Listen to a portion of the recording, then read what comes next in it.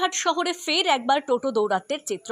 আজ শহরের ব্যস্ত এলাকায় এক টোটো চালক ধাক্কা মারে এক মোটরসাইকেল আরোহীকে। ধাক্কা মারার পর সেই টোটো চালক হুমকি দিতে শুরু করে বাইক আরোহীকে, যা দেখে উত্তপ্ত হয়ে ওঠে পরিস্থিতি। আশেপাশের মানুষ ছুটে এসে ঘিরে ফেলেন টোটো চালককে। শুরু হয় বচসা।